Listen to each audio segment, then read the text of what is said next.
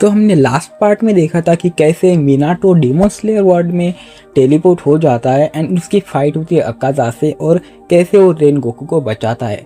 After that हम देखते हैं कि मिनाटो डिसाइड करता है कि उसे भी एक हाशिरा बनना है सो डैट वो हाशिराज की हेल्प लेके उसके वर्ल्ड में वापस जा पाए। तो यहीं पे रेनगोकू मिनाटो को ऑफर देता है कि चलो क्या तुम हमारे साथ एक हाशिरा बनना पसंद करोगे, बिकॉज अगर तुम हाशिरा बन गए तो क्या पता तुम तुम्हारे वर्ल्ड में वापस जा पाओ। सो बेसिकली मिनाटो उसके ऑफर को एक्सेप्ट कर लेता है और जैसे ही हमारी पलटन हाशिरा के बेस पे जा रही होती है वहीं पे वो लोग थोड़ी बातचीत करते हैं, जहाँ भी इनोसुके तो बहुत ज़्यादा तारीफ कर रहा होता है मिनाटो की एंड वहीं पे जेनेत्सु थोड़ा शर्मा रहा होता है मिनाटो से and I don't know why. और यहीं पे तांजीरो मिनाटो को बताता है कि कैसी उसकी एक बहन है और वो भी एक डीमन बन गई है और तांजीरो ट्राई कर रहा है कि उसकी जो डीमन बहन है वो फिर से एक इंसान बन जाए।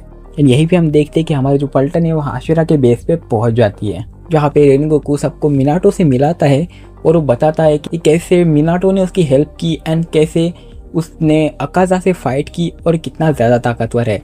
एंड यहीं पे रेनगोकू सबको बताता है कि क्या प्रॉब्लम है एंड मिनाटो को उसके वर्ल्ड में वापस जाना है, सो दैट्स वाई उसे एक हाशिरा बनना है। तो यहीं पे कुछ हाशिरास तो एग्री होते हैं कि चलो तुम इतने ताकतवर हो तो तुम हाशिरा बन सकते हो।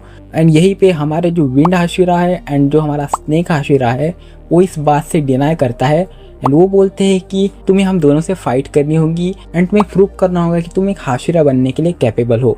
और यहीं पे ओबानाई और सानामी दोनों मिनाटो से फाइट करने के लिए रेडी हो जाते हैं और यहाँ पे स्टार्ट होती है तीनों की फाइट। एंड जहाँ पे स्टार्टिंग में सानामी एंड ओबानाई मिनाटो पे भारी पड़ रहे होते बिकॉज वो दो होते एंड मिनाटो अकेला होता है। एंड यहीं पे हमारा मिनाटो उसका मैजिक दिखाता है, जहाँ पे वो लगातार टेलीपोर्टेशन जुत्सु से दोनों को कंफ्यूज कर रहा होता है।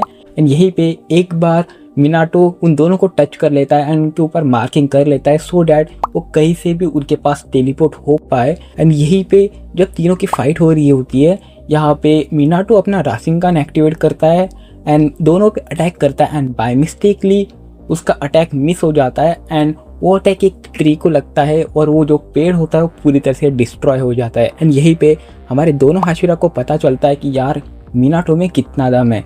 एंड यहीं पे एक ट्विस्ट आता है जहाँ पर ओबानाई एंड सानामी को लगता है कि यार ये बंदा हमारे बस का नहीं है, तो वो लोग योयो को बोलते हैं कि क्या तुम्हारे फाइट को ज्वाइन करना चाहोगे, बिकॉज हमें तो लगता है कि ये बंदा बहुत ज़्यादा स्ट्रांग है, तो अगर हम तीन मिलके इससे लड़ पाए तो क्या पता हम जीत जाए। तो गिव्यू बोलता है कि क्यों नहीं, मुझे कोई प्रॉब्लम नहीं। तो यहाँ पे बैटल स्टार्ट होती है मिनाटो वर्सेस 3 हाशिराज एंड ये बैटल बहुत ज़्यादा एपिक होती है एंड मिनाटो को लगता है कि अकेला तीनों से निपटना थोड़ा मुश्किल नहीं हो जाएगा। तो वहाँ पे मिनाटो उसके 2 क्लोन बनाता है। यहीं पे फाइट स्टार्ट होती है 3 Hashiras versus Minato and his 2 clones, जहाँ पे मिनाटो उन तीनों पे भारी पड़ रहा होता है।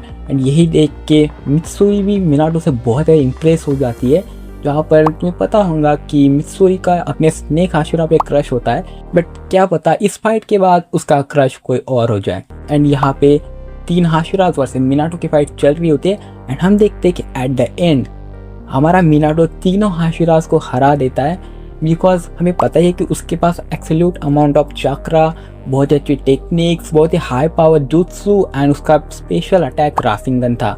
एंड यहीं पे सब हाशिराज को पता चल जाता है कि भाई इस बंदे में तो बहुत दम है। एंड यहाँ पे हमारे हाशिराज के मास्टर भी आ जाते हैं। यहाँ पे उन्हें दिखता है कि मिनाटो के अंदर कितना ज़्यादा पोटेंशियल है एंड यहाँ से हमारे मिनाटो की जो हाशिरा जर्नी है वो स्टार्ट हो जाती है।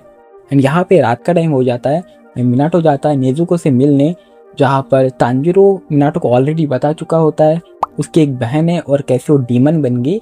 सो बेसिकली उसे सुन के मिनाटो को नारुतो की याद आ जाती है कि कैसे उसने 9 टेल फॉक्स को उसके अंदर कैद करके रखा है। सो वो नेजुको से मिलने जाता है एंड वहीं पे नेजुको और मिनाटो की थोड़ी बातचीत होती है एंड हम देखते हैं कि मिनाटो थोड़ा बाहर टहलने जा रहा होता है तो उसके ऊपर एक डीमन हमला कर देता है, जहाँ पर मिनाटो उस डीमन को तो बहुत ही इजीली हरा देता है।